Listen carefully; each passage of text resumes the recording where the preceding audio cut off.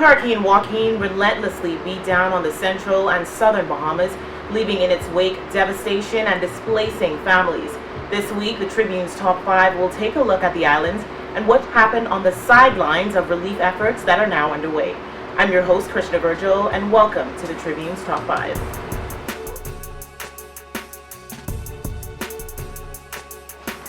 When the all-clear was given and officials could finally make their way into the affected islands, no one imagined that entire communities would be flattened.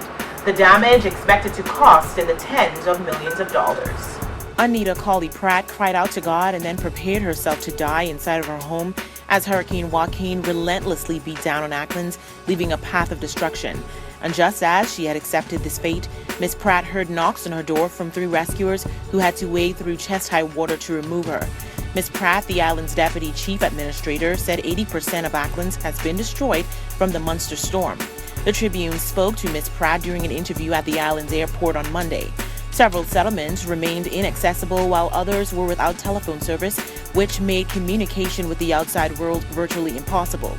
Houses there have been completely destroyed, with many residents saying they have not been able to salvage any of their belongings. While some portions of the roads were ripped up by violent waves, other parts were completely covered in debris and boulders. Another resident, Livingston Pratt, said his only escape from the severe flooding was to climb into the ceiling of his home, where he stayed until he thought it was safe to come down. He said while most of his belongings were gone, he was still thankful to have made it out of the storm alive. In Landrill Point, Crooked Island, Michael Carroll credited the strength of his home's exterior columns, 2 lengths of rope, and his 2 fishing vessels with saving not only his life, but the lives of 16 other persons who had sought refuge in his home during the storm until they could escape the structure. Those stories are just a few of the dozens coming to light with harrowing details of survival in the central and southern Bahamas. And as Bahamians in the affected islands set their sights on rebuilding their lives, the leader of the Free National Movement was the subject of a firestorm of criticisms over his advice on donations. Dr. Menace on Monday called for persons donating to Hurricane Joaquin relief efforts to make all donations to the Bahamas Red Cross Society and its verified partners. In a post made on his Facebook page, Dr. Menace recommended that supplies be donated to the Red Cross as the organization was the best equipped to distribute funds and supplies to all of the affected islands. He warned that other relief drives, foreign and domestic, may become counterproductive and cause confusion. The Killarney MP said a more coordinated effort would better serve all of the victims. According to Dr. Menace, a plane carrying relief supplies into Long Island from Florida recently landed there, but officials had no idea what was distributed and to whom. According to international reports, the owner and operator of Tropic Ocean Airways, a Florida-based private air fleet, is said to have delivered 5 separate seaplane loads of supplies to islands in the southern Bahamas since Saturday. One commenter said Dr. Menace's post was insulting and inaccurate. The commenter said, quote, "When the private sector was delivering food and water and helping people find their families, your beloved government agencies were trying to catch rides on TIA's planes," the angry commenter wrote. There have been a number of relief drives across the country, the region, and North America in the days after the devastation of Hurricane Joaquin. The tales of survival coming out of the islands hardest hit by Hurricane Joaquin were also lined with criticisms that the respective government agencies did a poor job of alerting residents. Despite those criticisms, Prime Minister Perry Christie on Wednesday defended National Emergency Management Agency NEMA and weather officials, suggesting that the criticism levied against them in the wake of the storm was unwarranted. As the storm raged, claims spread on social media that the Department of Meteorology's Doppler radar was not functioning, and some accused NEMA officials of being unorganized and slow to respond to the crisis. Mr. Christie said, quote, "Mr. Speaker, because of the misinformation, the mischaracterization of matters to do with the functioning of people working steadfastly for the government of the Bahamas and at the Met Office, NEMA, and various agencies of the government, where people have continued to mischaracterize, misdescribe, and put erroneous information out to the public, inflammatory information, it is important that I take some effort in their defense and in their promotion of the work that they do." He also revealed a staggering assessment outlining the damage Hurricane Joaquin brought to the southern Bahamas last week as he defended government officials' handling of the storm from the strong criticism. In his first official communication in Parliament since Joaquin ripped through parts of the country, Mr. Christie praised the resiliency of hurricane survivors in the most affected islands of Acklands, Crooked Island, Long Island, San Salvador, and Rum Cay. The Prime Minister also said from ongoing assessments, officials have been able to measure the significant infrastructural damage on Crooked Island, which was the most heavily impacted of all islands.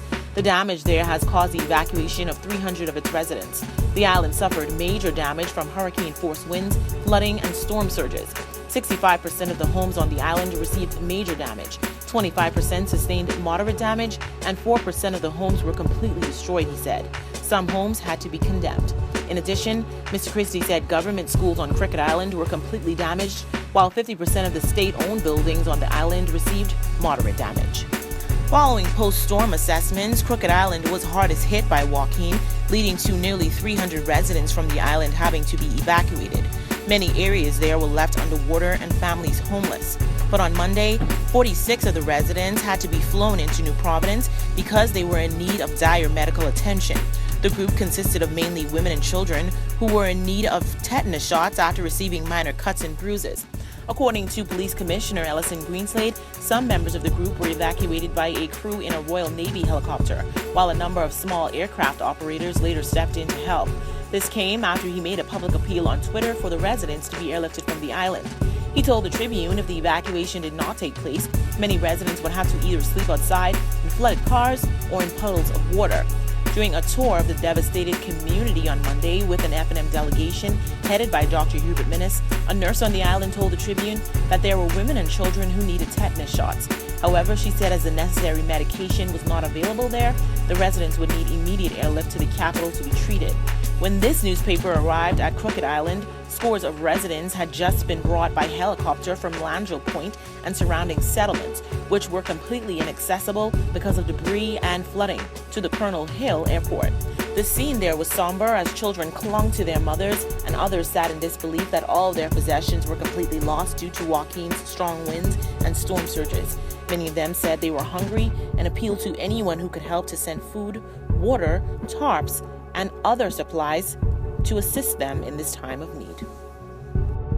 In the wake of Hurricane Joaquin, a number of relief efforts have formed across the country, in the region, and North America to assist Bahamians with rebuilding their lives.